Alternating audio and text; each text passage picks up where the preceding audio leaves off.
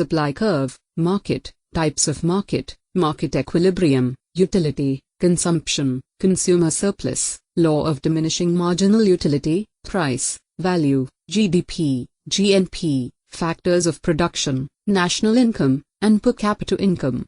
This video is a part of our course on engineering economics. We will cover all related topics one by one. Before starting, if you haven't subscribed to this channel yet, just click on subscribe and press the bell icon. Here, we come up with new videos on different subjects to make the academic studies easier for you. So, into the topic. Needs. Needs are the state of self-deprivation in an individual. The starting point of marketing is human needs.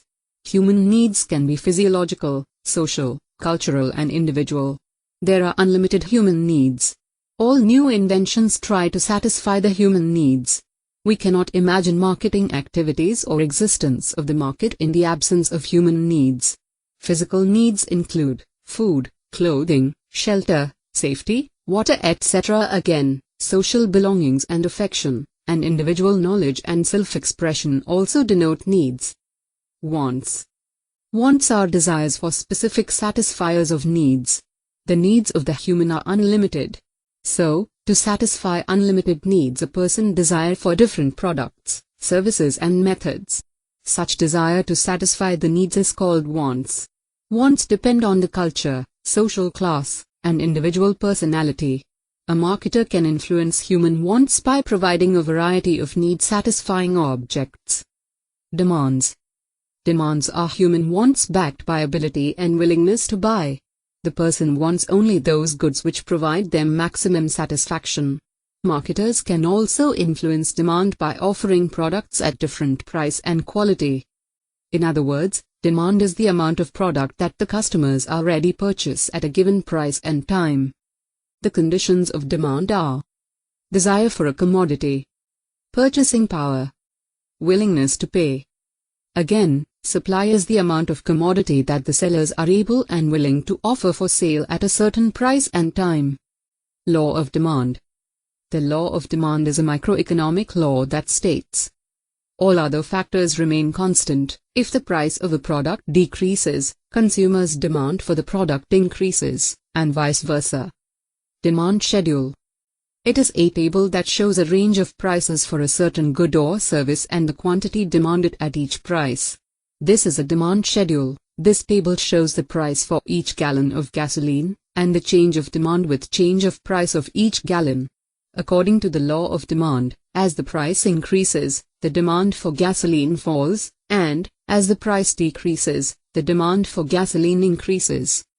The law of supply is the microeconomic law that states that, all other factors being equal, as the price of a good or service increases, the quantity of goods or services that suppliers offer will increase, and again, if the price of a good or service decreases, the quantity of goods or services that suppliers offer will decrease eventually. Supply schedule. Supply schedule is a table that shows a range of prices for a good or service and the quantity supplied at each price.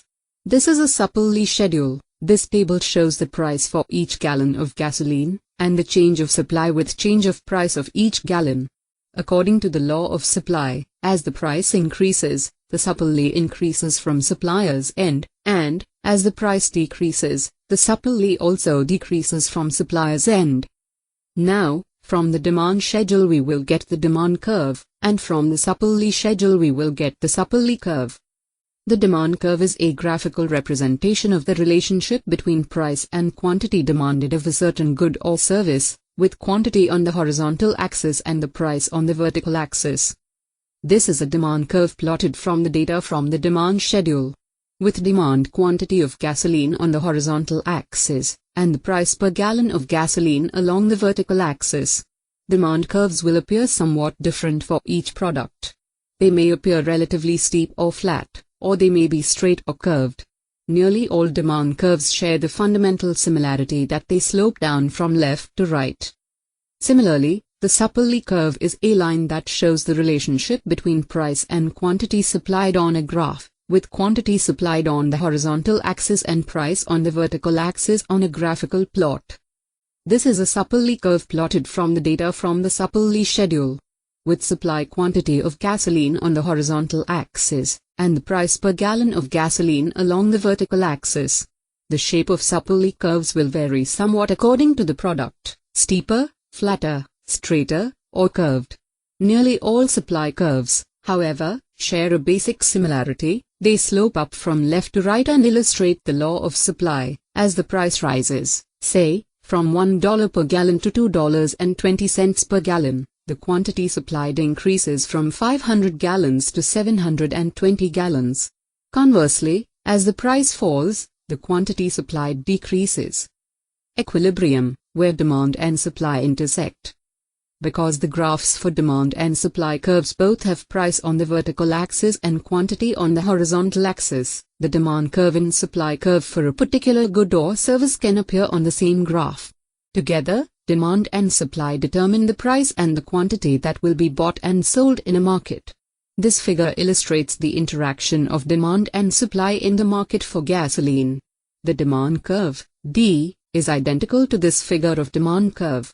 The supply curve, S, is identical to this figure of supply curve. This contains the same information in tabular form. Remember that, when two lines on a diagram cross, this intersection usually means something. The point where the supply curve, S, and the demand curve, D, cross, designated by point E in this figure, is called the equilibrium. The equilibrium price is the only price where the plans of consumers and the plans of producers agree, that is, where the amount of the product consumers want to buy, quantity demanded, is equal to the amount producers want to sell, quantity supplied. This common quantity is called the equilibrium quantity. At any other price, the quantity demanded does not equal the quantity supplied, so the market is not in equilibrium at that price. The word equilibrium means balance.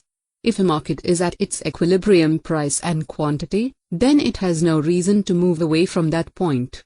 However, if a market is not at equilibrium, then economic pressures arise to move the market toward the equilibrium price and the equilibrium quantity. At any price above equilibrium, the quantity supplied exceeds the quantity demanded. We call this an excess supply or a surplus. With a surplus, gasoline accumulates at gas stations, in tanker trucks, in pipelines, and at oil refineries. This accumulation puts pressure on gasoline sellers. If a surplus remains unsold, those firms involved in making and selling gasoline are not receiving enough cash to pay their workers and to cover their expenses. In this situation, some producers and sellers will want to cut prices, because it is better to sell at a lower price than not to sell at all. Once some sellers start cutting prices, others will follow to avoid losing sales. These price reductions in turn will stimulate a higher quantity demanded. So, if the price is above the equilibrium level, incentives built into the structure of demand and supply will create pressures for the price to fall toward the equilibrium. Again, when the price is below equilibrium, there is excess demand, or a shortage, that is, at the given price the quantity demanded, which has been stimulated by the lower price, now exceeds the quantity supplied, which had been depressed by the lower price. In this situation, eager gasoline buyers mob the gas stations, only to find many stations are running short of fuel. Oil companies and gas stations recognize that they have an opportunity to make higher profits by selling what gasoline they have at a higher price. As a result, the price rises toward the equilibrium level. So, let's look at the terms we just learned under demand and supply. The demand curve is a graphic representation of the relationship between price and quantity demanded of a certain good or service, with quantity on the horizontal axis and the price on the vertical axis. The demand schedule is a table that shows a range of prices for a certain good or service and the quantity demanded at each price. Demand is the relationship between price and the quantity demanded of a certain good or service. The equilibrium price is the price where quantity demanded is equal to quantity supplied. The equilibrium quantity is the quantity at which quantity demanded and quantity supplied are equal for a certain price level.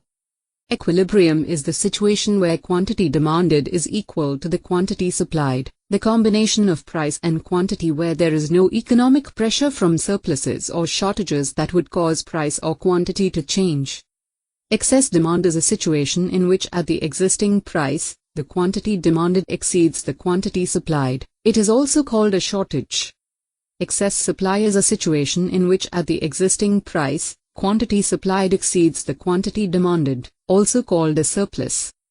The law of demand states the common relationship that a higher price leads to a lower quantity demanded of a certain good or service and a lower price leads to a higher quantity demanded, while all other variables are held constant. The law of supply shows the common relationship that a higher price leads to a greater quantity supplied and a lower price leads to a lower quantity supplied, while all other variables are held constant. Price is what a buyer pays for a unit of the specific good or service. The quantity demanded is the total number of units of a good or service consumers are willing to purchase at a given price. The quantity supplied is the total number of units of a good or service producers are willing to sell at a given price. Shortage is a situation in which, at the existing price, the quantity demanded exceeds the quantity supplied, also called excess demand. The supply curve is a line that shows the relationship between price and quantity supplied on a graph, with quantity supplied on the horizontal axis and price on the vertical axis. The supply schedule is a table that shows a range of prices for a good or service and the quantity supplied at each price. Supply is the relationship between price and the quantity supplied of a certain good or service. And finally, surplus is a situation in which, at the existing price, quantity supplied exceeds the quantity demanded. It is also called excess supply. We learned these topics, now let's look at what is market. By the traditional definition, market is a place of a regular gathering of people for the purchase and sale of provisions, livestock, and other commodities. By the marketing definition, market is the set of actual and potential customers of a product. And, market according to economics is a mechanism through which price of products is determined by the direct or indirect bargaining of the buyers and sellers. Types of market. Market can be classified based on the economics point of view, traditional point of view, the marketing point of view. Based on the economics point of view, market can be classified based on imperfect and perfect competition. Based on the traditional point of view, market can be classified as local, national, and international market. Based on the marketing point of view, market can be classified as consumer market and industrial market. Based on the imperfect competition, market can be again classified as a monopoly, with one seller, duopoly, with two sellers, oligopoly, with few sellers, and monopolistic, with many sellers.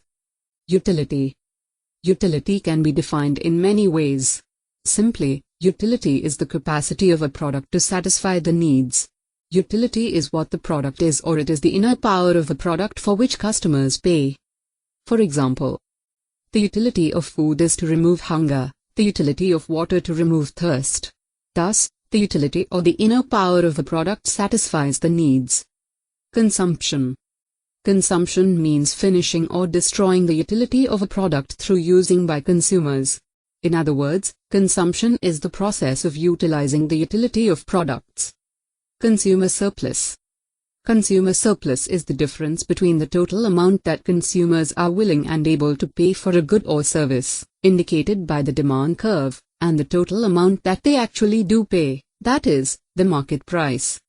Let's look at the relation between consumer surplus, producer surplus and total surplus.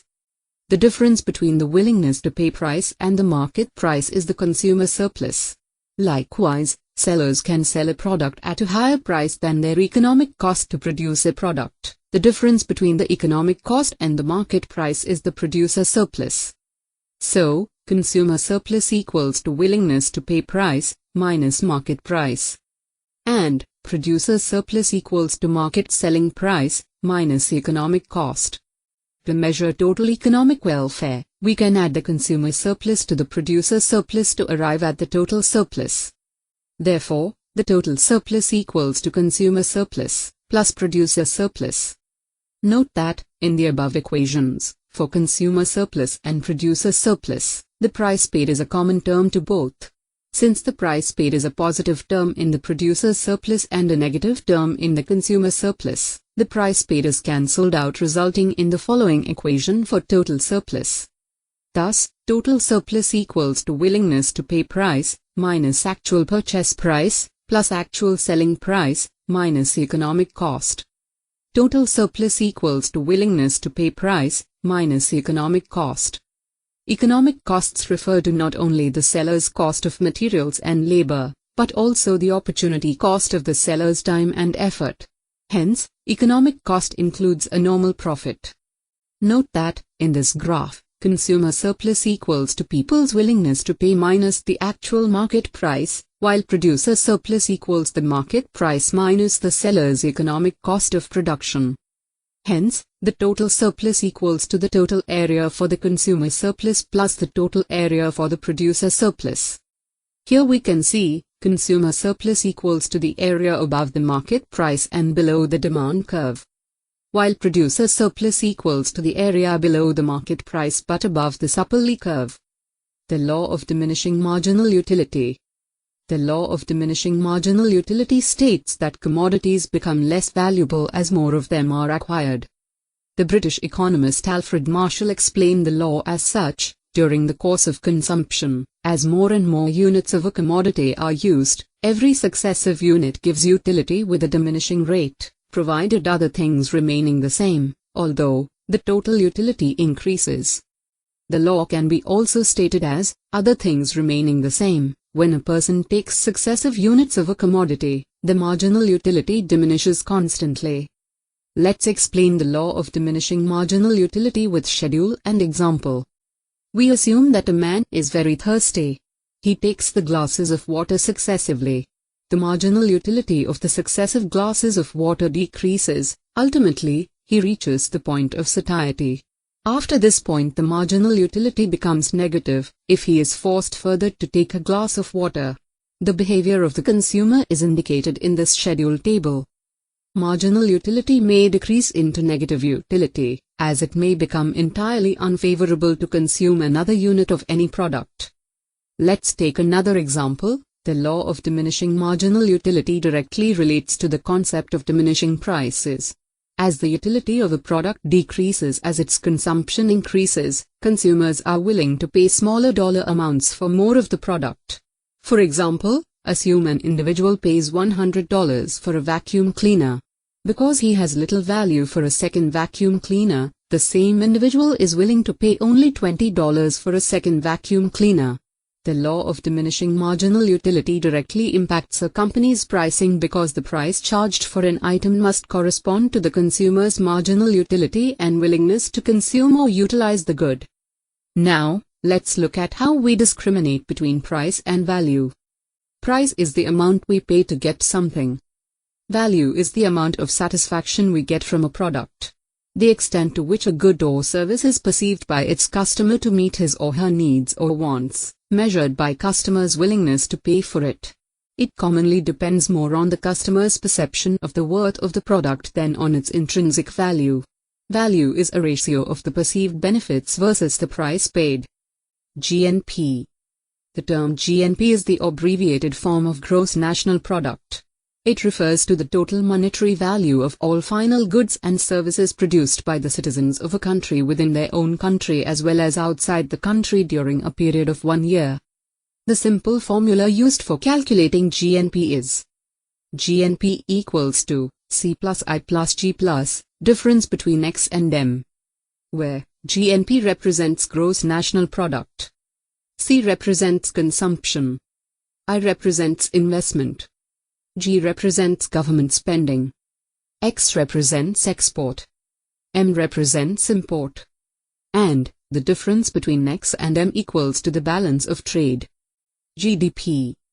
The term GDP is the abbreviated form of Gross Domestic Product. It refers to the total market value of all final goods and services produced within a year by the factors of production located in a country. GDP is obtained by subtracting the net foreign income from abroad from GNP. So, we have completed these topics. There are 3 more topics left. Let's look into factors of production and their incomes. We can demonstrate factors of production and their incomes as in the following table. Land is a factor of production, whose income is called rent. Labor is a factor of production, whose income is called wages or singular wage. Capital is a factor of production, whose income is called interest. Organizer is a factor of production, whose income is called profit. National income. National income is the sum total of all income payments made to the factors of production. Factor cost view. Components of national income. The following are the components of national income. Rents. Compensations to employees, wages. Interest. Profits. Per capita income. Per capita income shows the average level of income earned by the people of a country in a specific time period. Per capita income is a ratio of the national income and the total population of a country. So, we have learnt in details the basic concepts of economics, and have generated brief idea about the terms needs, wants, demand, supply, demand curve, supply curve, market, types of market, market equilibrium, utility, consumption, consumer surplus, law of diminishing marginal utility, price, value, GDP, GNP, factors of production, national income, and per capita income. Thank you.